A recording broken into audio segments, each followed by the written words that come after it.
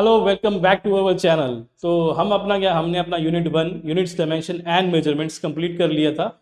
और हमने अपना लास्ट डे में जो लेक्चर पढ़ा था, उस लेक्चर में हमने एरर्स के बारे में पढ़ा था, ऑर्डर ऑफ मैग्नीट्यूड के बारे में पढ़ा था और सिग्निफिकेंट फिगर्स के बारे में पढ़ा था। ठीक है, उसी की थ्योरी के बेस पे हम क्या करेंगे, आज PYQs कर रहे हैं, प्रीवियस ईयर्स क्वेश्चंस कर रहे हैं जो हमारे नीट और जेईई मेंस में आए हैं। तो आज की क्लास में वही क्वेश्चंस होंगे जो प्रीवियस ईयर्स में, जो हमारे एरर के टॉपिक से, सिग्निफिकेंट फिगर्स के टॉपिक से, जो हमारे कहाँ पे आए हुए हैं, नीट या जेईई मेंस में आए हुए हैं। ठीक है, चलो चलते हैं, अपना स्टार्ट करते हैं पहला क्वेश्चन। तो पहला क्वेश्चन किसके ऊपर बेस्ड है? सिग्निफिकेंट फिगर्स के ऊपर बेस्ड है। ठीक है, तो सिग्निफिकेंट फिगर्स के रूल्स सारे बच्चे याद करेंगे, तभी एडिशन और मल्टीप्लिकेशन में क्या रूल्स होते हैं मैं बताऊंगा, लेकिन सबको आने चाहिए, थ्योरी आपको पहले से पढ़ी होनी चाहिए। ठीक है, पहला क्वेश्चन है the area of the square. एक स्क्वायर है, उसका एरिया दिया हुआ है इतना, तो मुझे एरिया दिया हुआ है स्क्वायर का कितना, 5.29 सेंटीमीटर स्क्वायर। ये एरिया दिया है स्क्वायर का। तो बोलता था area of 7 such squares taken into the account. तो अब हमने क्या किया, हमने एरिया लेना है, ये तो एक स्क्वायर का एरिया था, अब 7 स्क्वायर का एरिया लेना है। तो 7 स्क्वायर का एरिया कैसे मिलेगा? जब 7 को एरिया ऑफ 1 स्क्वायर को मल्टीप्लाई कर देंगे 7 से, तो हमें क्या मिल जाएगा? तो एरिया मिल जाएगा हमें किसका, जो 7 स्क्वायर्स का उनका एरिया मिल जाएगा। ठीक है, ये एरिया कितना आएगा वो देखते हैं, सिंपल मल्टीप्लिकेशन करते हैं। तो 7 9 63 बचा 6, 7 2 14, 14 और 6 20 बचा 2, 7 5 35, यहाँ पे पॉइंट आ गया 37 आ गया। ठीक है, हमारा आंसर क्या आ गया? 37। ठीक है, बट सिग्निफिकेंट फिगर्स में हमने रूल पढ़ा था, जब भी हमारी मल्टीप्लिकेशन होती है, उस मल्टीप्लिकेशन के दौरान, ठीक है, हमें क्या देखना होता है? हमें देखना होता है इन दोनों टर्म्स में से जो सबसे कम, जो हमारे डेसिमल प्लेसेस किस में है। तो इन एक टर्म ये होगी, एक टर्म ये होगी, इसमें डेसिमल प्लेसेस कितने हैं यहाँ पे? इसमें तो है ही नहीं है, इसमें है तो कितने हैं? तो नंबर ऑफ डेसिमल प्लेसेस कितने हैं यहाँ पे? Number of decimal places mean जो पॉइंट के बाद कितने डिजिट्स हैं यहाँ पे, 1 2, नंबर ऑफ डेसिमल प्लेसेस कितने हैं? 2। तो मल्टीप्लिकेशन का रूल क्या बोलता है कि जो भी हमारा फाइनल रिजल्ट होगा, उसमें जो नंबर ऑफ सिग्निफिकेंट फिगर्स कितने होंगे, जितने जो टर्म मल्टीप्लिकेशन हो रही है जिसमें सबसे कम नंबर ऑफ डेसिमल प्लेसेस हैं, जितने उसमें सिग्निफिकेंट फिगर्स होंगे उतने ही इसमें होंगे। तो सबसे कम डेसिमल प्लेसेस कितने हैं यहाँ पे? ये इसमें कितने हैं? 2। सबसे छोटी टर्म ये हुई। इस टर्म में कितने सिग्निफिकेंट फिगर्स हैं? इस पूरी टर्म में सिग्निफिकेंट फिगर्स कितने हैं? 3। ठीक है, 5 2 3, ये 3 है। तो हमारे आंसर में भी कितने होंगे? हमारे आंसर में भी सिग्निफिकेंट फिगर्स कितने होंगे? जितने जो लीस्ट डेसिमल प्लेसेस वाले हैं, इस टर्म में लीस्ट है, लीस्ट में इसमें सिग्निफिकेंट फिगर्स कितने हैं? 3। तो इसमें भी कितने होने चाहिए? 3। तो यहाँ 1 2 3। ठीक है, अब अगर 3 सिग्निफिकेंट है, राउंडिंग ऑफ ही करनी है, तो हमें जो चौथे वाले को उसको करना और उसको मुझे ड्रॉप करना है। ठीक है, इसको हटाना है। अगर ये चौथे वाला टर्म हमारी 5 से छोटी हुई तो हम इसको हटा देंगे, एज इट इज रहने देंगे। तो आंसर हमारा क्या आ जाएगा? 37.0 सेंटीमीटर स्क्वायर। तो यहाँ पे इस देखो आंसर है, आंसर में कितने सिग्निफिकेंट होने चाहिए? जितने लीस्ट डेसिमल प्लेसेस की टर्म में है। तो इसमें कितने हैं? 3। इसमें भी 3 होने चाहिए, 1 2 3, क्योंकि पॉइंट के बाद जो जीरो है वो सिग्निफिकेंट कंसीडर होता है। तो ये हमारा आंसर आ गया। तो इसमें सिग्निफिकेंट फिगर्स कितने हैं? इसमें 3 है और इस टर्म में भी 3 थे, तो आंसर हमारा 3 में ही आना चाहिए। तो मल्टीप्लिकेशन में क्या होता है, जो नंबर ऑफ सिग्निफिकेंट फिगर्स होते हैं वो उतने होने चाहिए जितने जो लीस्ट डेसिमल प्लेसेस वाले टर्म्स में जितने सिग्निफिकेंट फिगर्स आते हैं। तो हमारा आंसर क्या आ गया? 37.0। तो यहाँ पे देखो 37.03 है, ये आंसर नहीं है हमारा। ठीक है, ये 37 है, ये भी आंसर नहीं है। 37.03 ये भी आंसर नहीं है। तो यहाँ पे डी ऑप्शन मिसिंग है। तो यहाँ पे डी ऑप्शन क्या आ जाएगा? 37.0 सेंटीमीटर स्क्वायर। तो ये हमारा आंसर। ठीक है, ये था हमारा पहला क्वेश्चन। और ये क्वेश्चन किस पे बेस्ड है? नंबर ऑफ सिग्निफिकेंट फिगर्स के रूल्स के ऊपर बेस्ड है। ठीक है, अब जो सेकंड क्वेश्चन है, सेकंड क्वेश्चन भी इसी के ऊपर है, वो मल्टीप्लिकेशन पे था देखें, और ये एडिशन पे है। एडिशन के रूल याद करेंगे। सिग्निफिकेंट फिगर्स को जब हम ऐड करते हैं दो टर्म्स को, तो फाइनल रिजल्ट में कितनी सिग्निफिकेंट फिगर्स लेते हैं वो देखते हैं। ठीक है, तो यहाँ पे एक लेंथ दी हुई है, एल दिया हुआ हमें 2.331। ठीक है, बी दिया हुआ हमें 2.1 सेंटीमीटर। ठीक है, और हमें बोल रहा है एल प्लस बी करो। ठीक है, क्या करो? एल प्लस बी करो। तो एल प्लस दोनों को सम कर दो। जब दोनों को सम यहीं पे कर देते हैं, ए 1 का यहाँ नीचे आएगा 1, 3 का नीचे 0 है, इधर 0 0 आएगा, 1 3 4 4। तो यहाँ पे एडिशन में जो फाइनल रिजल्ट आ गया हमारा, एल प्लस बी आ गया। वो एल प्लस बी कितना आ गया हमारा? 4.431। अब हमारे यहाँ लगाना रूल, ये क्या एडिशन हो रही है, और एडिशन में हम क्या देखते हैं कि एडिशन में सिग्निफिकेंट फिगर्स हम कैसे चेक करते हैं, वो इंपॉर्टेंट है। ठीक है, अब हम बात करेंगे यहाँ पे। ठीक है, अब यहाँ पे हम देखेंगे कि जो least number of significant figures कितने हैं, ठीक है। इन दोनों टर्म्स में एक टर्म ये है, इसमें 3, यहाँ पे सिग्निफिकेंट फिगर डेसिमल पॉइंट के बाद कितने हमारे डेसिमल पॉइंट के बाद कितने डिजिट्स हैं, यहाँ पे 3 है और यहाँ पे 1 है, यहाँ पे 3 है और यहाँ पे 1 है।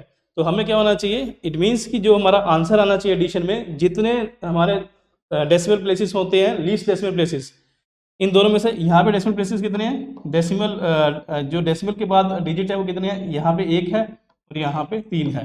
तो एडिशन में जो आंसर होता है, आंसर में कितने number of decimal places digits आने चाहिए जितने लीस्ट में है। तो लीस्ट में कितने हैं, 1 डेसिमल डिजिट्स है, 1 ही डिजिट है डेसिमल के बाद, आंसर में भी 1 ही आना चाहिए। अगर 1 ही आना चाहिए तो हमने इसको ड्रॉप करना है, तो इसको ड्रॉप करना। अगर ये ड्रॉप करेंगे, कैसे ड्रॉप करेंगे, अगर 5 से छोटा है तो इसको हटा देंगे तो पीछे रहेगा, आंसर वही रहेगा, तो 4.4। तो यहाँ पे जो 4.4 है वो हमारा आंसर है। इट मीन्स एडिशन में क्या होता है, फाइनल रिजल्ट में जो हमारा फाइनल रिजल्ट आता है, ठीक है, इसमें जो नंबर ऑफ डेसिमल प्लेसेस होते हैं, नंबर ऑफ डेसिमल डिजिट्स होते हैं, जो डेसिमल के बाद जो नंबर ऑफ जो जो पॉइंट के बाद जो नंबर ऑफ डेसिमल डिजिट्स होते हैं वो कितने होते हैं, is equals to same as the term, कितने किसके बराबर होते हैं, जो इन दोनों में दोनों टर्म्स इनको ऐड कर रहा हूँ उसमें जो सबसे लीस्ट डेसिमल प्लेसेस वाली डिजिट टर्म होती है। तो इसमें इस टर्म में जो बी टर्म है इसमें कितने हैं, 1 है, तो फाइनल रिजल्ट में भी 1 होगा। तो आंसर क्या आ जाएगा, तीसरे को ड्रॉप करेंगे, आंसर आ जाएगा 4.4। तो 4.4। तो आपको याद रखना है कि जब मल्टीप्लिकेशन होती है उस दौरान जो फाइनल रिजल्ट आता है उसके अंदर जो सिग्निफिकेंट फिगर्स होते हैं वो कितने होते हैं, जितने जो हमारा मल्टीप्लिकेशन में टर्म्स यूज हो रही हो उनमें जो लीस्ट डेसिमल प्लेसेस वाली टर्म होती है जितने उसके सिग्निफिकेंट फिगर्स होते हैं उतने ही होते हैं। और एडिशन सब्ट्रैक्शन में क्या होता है कि जो अभी हम एडिशन सब्ट्रैक्शन कर रहे हो जिन टर्म्स की, उन टर्म्स में जो हमारी टर्म होती है जिसमें सबसे कम डेसिमल प्लेसेस होते हैं, तो एडिशन में ऐड करने के बाद जो फाइनल रिजल्ट है उसमें भी नंबर ऑफ डेसिमल प्लेसेस कितने होने चाहिए, जितने सबसे कम डेसिमल प्लेसेस है जिस टर्म में उसके बराबर होने चाहिए, ठीक है। तो हम कर लेंगे, जैसे इस टर्म में 1 ही डेसिमल प्लेस था तो आंसर में भी क्या आना चाहिए, हमारा 1 ही डेसिमल आना चाहिए। 1 डेसिमल आने के लिए हम इससे आगे वाले को ड्रॉप करते हैं, राउंडिंग ऑफ करते हैं, उसकी राउंडिंग ऑफ करते हैं। ये क्या है, 3 है, अब 3 5 से छोटा है तो हम इसको छोड़ देंगे, पीछे वाले को ना घटाएंगे ना बढ़ाएंगे, तो एज इट इज रहने देंगे, तो आंसर आ जाएगा 4.4, ठीक है। थर्ड क्वेश्चन है, ये बोल रहा है कि अगर लेंथ ऑफ द रॉड दी हुई है हमारे पास, लेंथ ऑफ द रॉड दी हुई है L, ठीक है, लेंथ ऑफ द रॉड दी हुई है हमारे पास 3.25 plus minus 0.01 centimetre, and that of B, एक दूसरा है B, उसकी लेंथ दी हुई है मुझे 4.19 प्लस माइनस 0.01 सेंटीमीटर। बोलता then rod B is longer than the rod A. तो बताओ कितना, जो बी वाली रॉड है ये 4 है, ये 3 है, बताओ बी वाली कितनी बड़ी है। तो सिंपल है, उन दोनों को सब्ट्रैक्ट कर देंगे, इस लेंथ को नीचे लेके आ जाऊंगा, ठीक है। तो मैं यहाँ पे लेंथ लिख दूंगा, लेंथ कितनी है यहाँ पे 3.25 प्लस माइनस 0.01 सेंटीमीटर, इन दोनों को माइनस कर दूंगा। बी में से जब मैं एल को माइनस करूंगा तो इसका आंसर आएगा क्या, देखो माइनस करूंगा तो क्या आंसर आना चाहिए, देखें ज़रा ध्यान से, ठीक है। 5 में से अगर हम बात करें, 5 में से 4 गिन जाएंगे, 5 में से 9 में से 5 जाएंगे, बचेगा 4, 11 है, यहाँ से एक इधर आएगा, 11 में से 2 जाएंगे, बचेगा 9, 3 में से निकालेंगे 0। तो यहाँ पे जो b माइनस एल आ जाएगा वो किसका आ जाएगा, 0.94 के बराबर हो जाएगा। और ये है हमारा एरर, ये क्या है, एरर्स। तो मेरे होता है एरर, एरर भी कौन से, एब्सोल्यूट एरर्स। आपको पता है एरर्स हमेशा ऐड होते हैं, क्या होते हैं, हमेशा ऐड होते हैं। तो ये 1 + 1 2 हो जाएगा, ये 0 आ जाएगा, यहाँ पे आ जाएगा ये, तो आंसर आएगा 0.94 प्लस माइनस 0.002। तो आंसर क्या है 0.94, ठीक है, प्लस माइनस 0.02, ठीक है। तो ये सेकंड हमारा आंसर है, ठीक है। अब आपने एक चीज़ का ध्यान रखना है, ठीक है। आप बोलोगे सर इस केस में हमने जब सब्ट्रैक्शन की तो हमने रूल्स का तो देखा ही नहीं, नहीं हमने देखा। देखो इन दोनों टर्म्स में जो डेसिमल प्लेसेस हैं सबसे लीस्ट वो कितनी है, इसमें भी 2 है, इसमें भी 2 है, तो हमारे आंसर में कितनी आनी चाहिए, 2। इसमें ऑलरेडी 2 आई थी तो इसलिए हमने यहाँ पे रूल लगा दिया, वो यहाँ पे 2 थी तो यहाँ पे 2 ही रही, ठीक है। तो ये एरर्स ऐड हो गए। जब हम ये टर्म्स लिखते हैं ना, ये टर्म बी जैसे हमने लिखा b = 4.19 प्लस माइनस 0.01, तो याद रखना जो ये प्लस माइनस 0.01 ये जो चीज़ लिखी होती है इसको बोलते हैं डेल्टा ए, दैट इज इसको बोलते हैं एब्सोल्यूट एरर। क्या बोलते हैं इसको, एब्सोल्यूट एरर, ठीक है। और जो ये टर्म पीछे लिखी होती है ये होती है AM, that is mean value. क्या होती है ये? मीन वैल्यू, या कभी कभी मीन वैल्यू बोलते हैं इसको, और कभी कभी इसको ट्रू वैल्यू भी बोलते हैं। कभी भी किसी चीज़ को एक्सप्रेस करना होता है तो हम mean value plus minus absolute value करते हैं, तो ये बड़ा इंपॉर्टेंट है। तो इन दोनों में केस देखो, यहाँ पे डेसिमल प्लेसेस कितने थे? 2, यहाँ पे भी कितने थे? 2। तो जो फाइनल रिजल्ट है सब्ट्रैक्शन करने का, वहाँ पे 2 आने चाहिए, तो यहाँ पे भी कितने हैं? 2। और जो एरर्स हैं, एरर्स हमेशा ऐड होते हैं, इसलिए मैंने 0.1 प्लस 0.1 दोनों को ऐड कर दिया, तो यहाँ पे लगा दिया। ठीक है, तो ये था हमारा क्वेश्चन। अब हमारा क्वेश्चन है, देखो अभी बड़ा इंपॉर्टेंट टॉपिक है, ये है ऑर्डर ऑफ मैग्नीट्यूड। हम क्या निकालना, हमें ऑर्डर ऑफ मैग्नीट्यूड, किसी चीज़ का ऑर्डर ऑफ मैग्नीट्यूड निकालना। तो मुझे पता है जब भी किसी चीज़ का मैंने बताया था ऑर्डर ऑफ मैग्नीट्यूड निकालना हो, ऑर्डर निकालना हो, किसी मैग्नीट्यूड का ऑर्डर निकालना हो, तो हम क्या करते हैं, उसको साइंटिफिक नोटेशन में लिखते हैं। तो जो भी हमें क्वेश्चन में गिवन होता है उसको क्या करते हैं, हम साइंटिफिक नोटेशन में लिखते हैं। ठीक है, साइंटिफिक नोटेशन में। ठीक है, अब जो साइंटिफिक नोटेशन है वो कैसे लिखती है, वो होती है m इंटू 10 की पावर x। ठीक है, तो 10 की पावर्स की फॉर्म में लिखते हैं। तो x क्या होता है, यहाँ पे इंटीजर होता है। क्या होता है यहाँ पे? इंटीजर होता है। इसका मतलब x पॉजिटिव भी हो सकता है, x नेगेटिव भी हो सकता है, x नेगेटिव भी हो सकता है, और x हमारा 0 भी हो सकता है। ठीक है, और जो m होता है इसकी जो वैल्यू है वो इस तरह लिखनी है साइंटिफिक नोटेशन में, इसकी जो वैल्यू है 1 से 10 के बीच में लाई करनी चाहिए। तो हमें ऑर्डर ऑफ मैग्नीट्यूड निकालने के लिए हर एक टर्म, जो हमें एक टर्म गिवन होगी, उसको m इंटू 10 की पावर x की फॉर्म में लिखना होगा। ठीक है, जैसे हम यहाँ पे पहला क्वेश्चन देखते हैं, तो पहला क्वेश्चन है 11.67 सेंटीमीटर, इसका ऑर्डर ऑफ मैग्नीट्यूड लगाओ। ठीक है, तो इसका ऑर्डर ऑफ मैग्नीट्यूड कैसे निकलेगा, तो आपको इसका पता है, इसको हमें क्या करना पड़ेगा, इसको साइंटिफिक नोटेशन में लिखना पड़ेगा 1 m इंटू 10 की पावर दिस, और यहाँ पे m क्या होना चाहिए, 1 से लेकर 10 के बीच में होना चाहिए। देखो अभी इस चीज़ को मैं 11.67 सेंटीमीटर है। ठीक है, इसको मैं ऐसे लिख सकता हूँ 1, ये एक शिफ्ट 1 को यहाँ कर दिया, 1.167 इंटू 10 की पावर 1। जब मैं इसको 10 से मल्टीप्लाई करूंगा तो ये वाली टर्म वापिस एग्जाम मार्क इधर आ जाएगा, तो आंसर क्या बन जाएगा 11.67। तो मैंने ऐसे लिख दिया। जब मैं इसको ऐसे लिखा तो ये 10 की पावर x आ गया, ये x एक इंटीजर है, आ गया। ठीक है, और यहाँ पे ये वैल्यू कितनी होनी चाहिए, पहले 11 थी, 10 से बड़ी थी, अब 1.1 आ गई, अब क्या होगी 10 के बीच आ गई। तो अब ये क्या है, साइंटिफिक नोटेशन। तो ये क्या है, ये साइंटिफिक नोटेशन में मैंने इसको लिख दिया। जब साइंटिफिक नोटेशन लिख दो, जो ये पावर होती है, जो 10 की पावर होती है, यही कहलाती है क्या, ऑर्डर ऑफ मैग्नीट्यूड। तो ऑर्डर ऑफ मैग्नीट्यूड क्या होता है, जो 10 की पावर होती है। तो इस केस में जब मैंने इसको साइंटिफिक नोटेशन में लिख दिया, ये 10 से छोटा आ गया। फिर नेक्स्ट स्टेप क्या होता है, अगर ये जो वैल्यू है 5 से छोटी है, तो 1.167 ये लेस देन 5 है। अगर ये 5 से छोटी हो तो हमें करना, इसको इग्नोर कर देना होता है। इसको क्या कर देना होता है, इग्नोर कर देना होता है। जो इग्नोर कर देंगे तो इसका आंसर क्या आ जाएगा, यहाँ पे सिर्फ बचेगा पीछे 10 की पावर 1, और जो 10 की पावर होगी यही कहलाएगी ऑर्डर। क्या कहलाएगी, ऑर्डर ऑफ मैग्नीट्यूड। तो यहाँ से बोल सकते हैं कि 11.67 का जो ऑर्डर ऑफ मैग्नीट्यूड है, ऑर्डर ऑफ मैग्नीट्यूड है वो कितना है, वो 1 है। ये हमने आंसर निकाल दिया। इसके लिए स्टेप्स हैं, अगर ऑर्डर ऑफ मैग्नीट्यूड निकालना है तो पहले साइंटिफिक नोटेशन में लिखना है, साइंटिफिक नोटेशन में लिख दिया, फिर आपको क्या करना है, रूल फॉलो करना है। अगर 5 से छोटा होगा तो इसको इग्नोर कर देना, और जो पावर होगी वही क्या होगा, आंसर होगा। तो ये हमारा पहला क्वेश्चन था। ठीक है, इसी तरह अब सेकंड पार्ट करते हैं। इसका सेकंड पार्ट दिया हुआ हमें 6.7 इंटू 10 की पावर 6 सेंटीमीटर। ठीक है, इसका ऑर्डर ऑफ मैग्नीट्यूड निकालना है। तो मुझे इसको साइंटिफिक नोटेशन में लिखना है। ऑलरेडी साइंटिफिक नोटेशन में ये 10 से छोटा है, और यहाँ पे 10 की पावर n है। ठीक है, बट यहाँ पे क्या है, अगर 6.7 इंटू 10 की पावर 6 है, ये टर्म क्या होनी चाहिए, 5 से छोटी होनी चाहिए, तब ये आंसर आएगा ये। बट ये टर्म अगर ये 6.7 अगर ग्रेटर देन क्या है, 5 है, 5 से बड़ा है, ठीक है, या 5 के बराबर है, अगर ऐसा होता है देन हमें क्या करना होता है, देन 6.7 को हमने रेज करना होता है, हमने पुट करना होता है एज इक्वल टू 10। तो हमें क्या होता है, 6.7 को बढ़ा देना होता है, 10 के बराबर करना। जब इसको 10 के बराबर करेंगे, यहाँ पे 10 इंटू 10 की पावर 6 आ जाएगा, ये 10 की power 1, basis are same, powers are added, यहाँ पे आ जाएगा 10 की पावर 1 प्लस 6, यहाँ पे आंसर आ जाएगा 10 की पावर 7। तो यहाँ से ऑर्डर क्या आ गया, 7।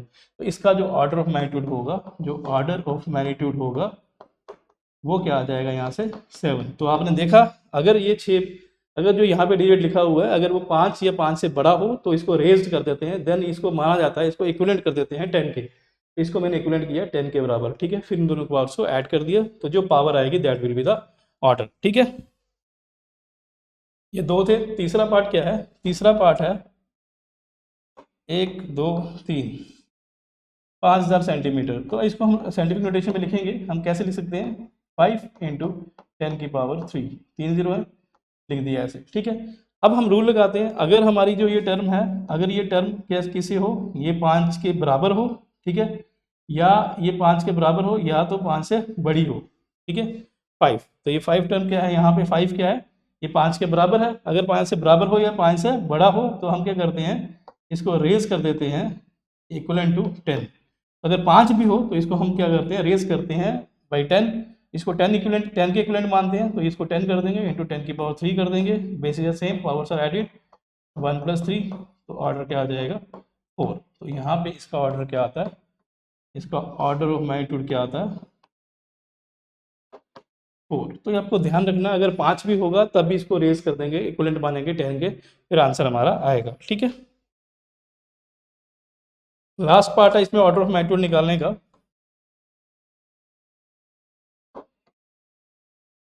ये इसका, तो इसको हमने सबसे पहले साइंटिफिक नोटेशन में लिखना है। तो ये जो 726 है, इसको हमने 10 से छोटा लिखना। तो मैं लिख सकता हूँ इसको 7.26 से 2 डिजिट यहाँ पे आ गए, ये सब शिफ्ट करके, ठीक है। 8 इंटू 10 की पावर 2, जब 10 की पावर 2 लिखूंगा तो ये वापस इधर से जंप मार के इधर आ जाएंगे, ठीक है। तो यहाँ पे लिख सकता हूँ, मैंने लिख दिया 7.268 इंटू 10 की पावर 2। अब ये 7.6 जो 7.268 है, ये ग्रेटर देन 5 है, देयरफॉर मैंने 7.268 को इक्वलेंट लिखूंगा 10 के।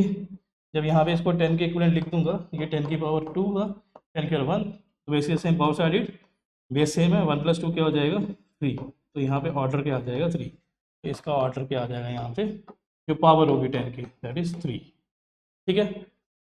तो ये हमारा आसान था, ठीक है। तो ये इसी तरह हमारा ऑर्डर। तो अब ये जो पावर होती है, ये पावर हमारी नेगेटिव भी आ सकती है, तो अपने ध्यान देना है। तो कभी कभी क्या आती है, ये पावर नेगेटिव भी आती है, ठीक है।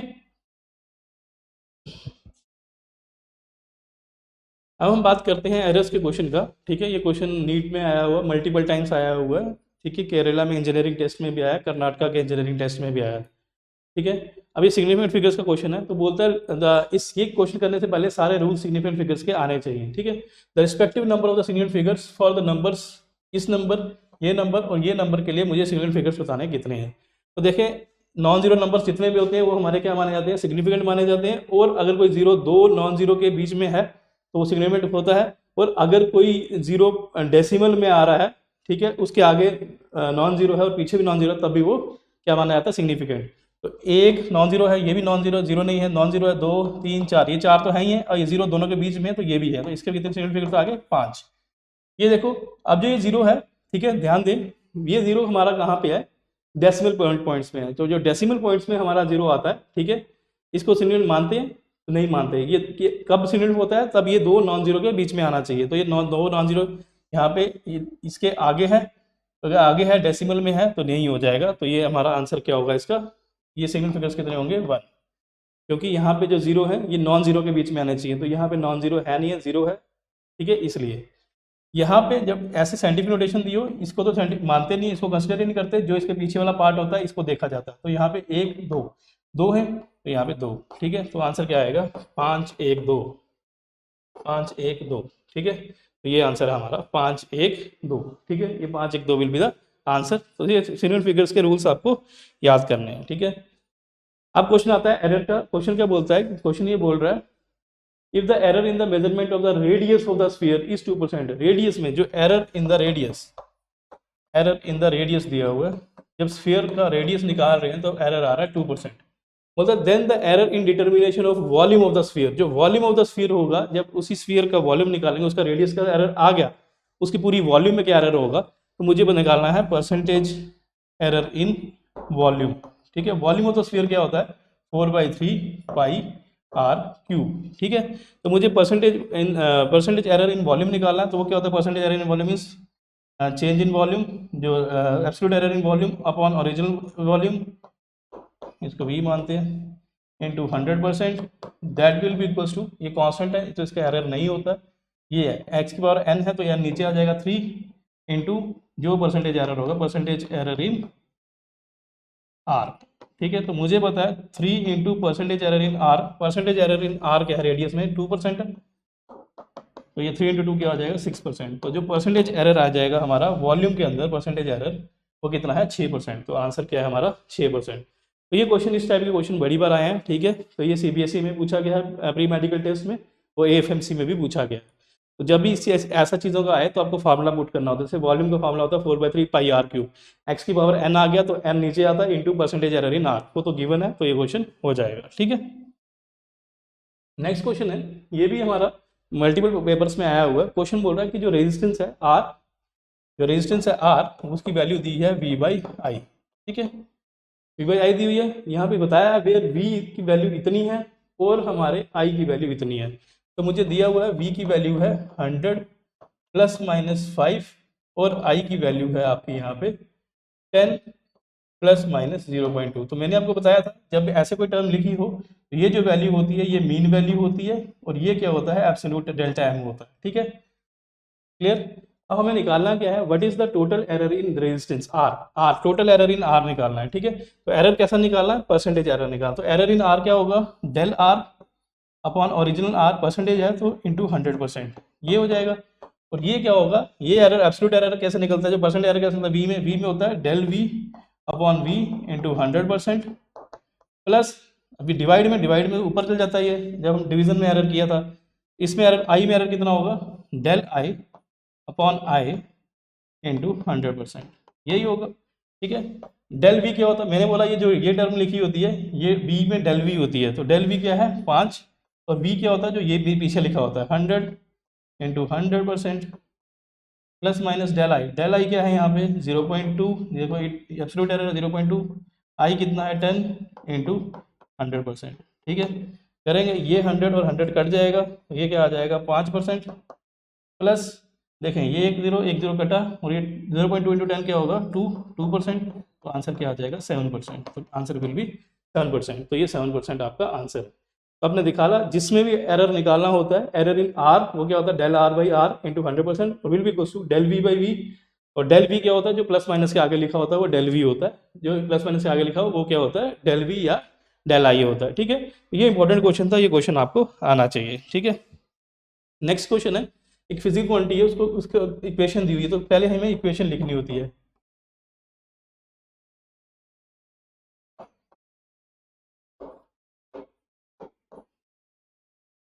ये इक्वेशन दी है फिजिकल क्वांटिटी की, तो बोला है the quantity which brings in the maximum percentage error in P.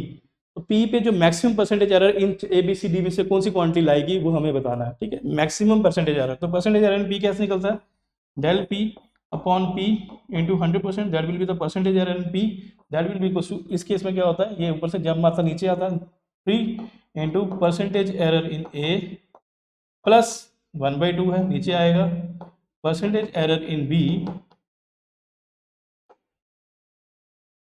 Plus, ये जो माइनस है ना, जब माइनस नीचे आएगा तो -4 नहीं आएगा, एरर हमेशा ऐड होते हैं तो ये माइनस साइन एरर में हम लेते ही नहीं है, तो इसमें प्लस कन्वर्ट हो जाएगा, तो ये आएगा 4 into percentage error in C plus 3/2 percentage error in D, ये आएगा। ठीक है, तो अब देखो कौन ज़्यादा कंट्रीब्यूट कर रहा है, ये 3 टाइम्स है, 3 टाइम कंट्रीब्यूट कर रहा है, ये 4 टाइम कर रहा है, तो पावर सबसे ज़्यादा जिसकी पावर होगी वही मैक्सिमम कंट्रीब्यूट करेगा, तो पावर सी की सबसे ज़्यादा है, ये 4 टाइम्स परसेंटेज एरर आ रहा है, तो 4 गुना, तो आंसर क्या आ जाएगा सी, जिसकी पावर ज़्यादा होगी वही क्या होगा मैक्सिमम परसेंटेज एरर को कंट्रीब्यूट करेगा पी की वैल्यू में। तो पावर किसकी ज़्यादा थी, सी की पावर ज़्यादा थी, तो आंसर क्या आ जाएगा सी। ठीक है, नेक्स्ट क्वेश्चन है, अब बोल रहा है एक फिजिकल क्वांटिटी है, it is related to 4 observations, ये 4 वजह से रिलेटेड है, कैसे, ऐसे इक्वेशन दी है, तो इक्वेशन क्या दिया हमें, a equals to A square B cube upon C into D की पावर 1/2, ये हमें इक्वेशन दी हुई है। Percentage error in the measurement of A B C D, A B C D में परसेंटेज एरर हमें गिवन है, ए में है 1, बी में है 3, सी में है 2 और डी में है 2।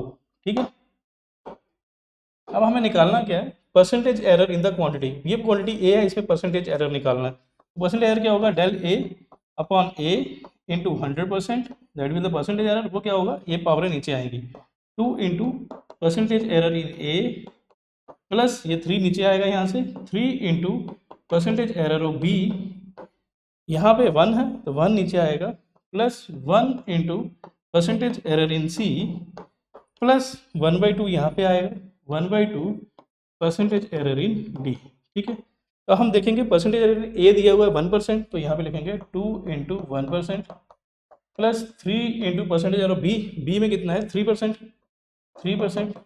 Plus 1 into percentage error in C, तो सी में कितना दिया हुआ है 2%, plus 1/2 into percentage error in D, तो डी में कितना दिया हुआ है 2%। ये 2 कैंसिल, 1% आ जाएगा, देखना ये 2 और ये कितना 9, तो 2% प्लस 9% प्लस 2% प्लस 1%। ठीक है, ये 9% आ गया, ये 10 दोबारा तो 14, तो 14% हमारा आंसर। ठीक है, तो इसका आंसर क्या रहेगा, यहाँ पे जो हमारा क्वांटिटी ए है इसमें कितना एरर आएगा 14% का। तो ये इस टाइप के क्वेश्चन आपके मैक्सिमम पूछे गए हैं, या नीट का भी पूछा गया क्वेश्चन। ठीक है, आज का हमारा लास्ट क्वेश्चन है। ठीक है, देखिए ध्यान से, क्वेश्चन बोल रहा है कि the mass and the volume of the body are found to be इतना। तो मुझे मास दिया हुआ है, मास की वैल्यू दी है 5.00 प्लस माइनस 0.05 kg मास दिया हुआ है, और जो हमारी वॉल्यूम है वो दी हुई है 1.00 प्लस माइनस 0.05 मीटर क्यूब, ये हमारी वॉल्यूम दी हुई है। Then the maximum possible percentage error in density, density पे निकालना, तो डेंसिटी का फॉर्मूला आना चाहिए, तो परसेंटेज एरर निकालना है मुझे डेंसिटी का, तो डेंसिटी होता है मास पर यूनिट वॉल्यूम। ठीक है, तो परसेंटेज एरर इन डेंसिटी क्या होगा, del density upon density into 100%, that will equals to ये del m upon m into 100% plus del we by v into 100%, यही होगा। ठीक है, अब हमें डेल एम दिया हुआ है, देखो एम जब ऐसे लिखा हो ये क्या हो जाता है, ए हो जाता है, और ये डेल ए हो जाता है। ठीक है, ये भी ए हो जाता है, और ये क्या होता है डेल ए हो जाता है। ठीक है, तो ये एम है तो ये क्या हो जाएगा एम, ये डेल एम हो जाएगा। तो डेल एम कितना आया यहाँ से हमारा 0.05 upon 5 into 100% plus del B कितना हमारा 0.05 अपॉन बी, बी कितना हमारा 1 इंटू 100%। ठीक है, ये हो गया क्लियर। अब यहाँ से हम इसको क्रॉस मल्टीप्लाई करेंगे तो 0.01 इंटू 100 प्लस 5% आ जाएगा। 0.05 को हम करेंगे 100 से मल्टीप्लाई तो 5 आ जाएगा, तो इसे करेंगे तो ये 1 आ जाएगा, 1 प्लस 5 दैट इज 6%। तो हमारे पास आंसर क्या आ जाएगा 6%, तो इसका आंसर क्या है 6%। ठीक है, तो ये क्वेश्चन थे कुछ एरर्स के, कुछ ऑर्डर ऑफ मैग्नीट्यूड के, और कुछ सिग्निफिकेंट फिगर्स के। तो मैंने कोशिश की है जितने टाइप ऑफ क्वेश्चंस मैं करवा सकूं मैंने आपको करवाए हैं। स्टिल अगर कुछ क्वेश्चंस रह जाते हैं तो हम उनको जब एंड ऑफ द सिलेबस से हम इसका सारा सिलेबस कर लेंगे, उसके बाद एक स्पेशल क्लासेस लेंगे, वहाँ पे सिर्फ PYQs ही सॉल्व किया करेंगे, तो अब रिवाइज हो जाएगा। अभी जितनी थ्योरी मैंने इसकी बताई है वो आप पढ़ें। ठीक है, और जो क्वेश्चंस मैंने कराए हैं ये करें, और जो लास्ट 2 साल से रिसेंट नीट में क्वेश्चंस आ रहे हैं वो देखें, तो आपके सारे क्वेश्चंस हो जाएंगे। ठीक है, और आप JEE मेंस की प्रीवियस ईयर्स की बुक भी ले सकते हैं। ठीक है, thank you for watching our video.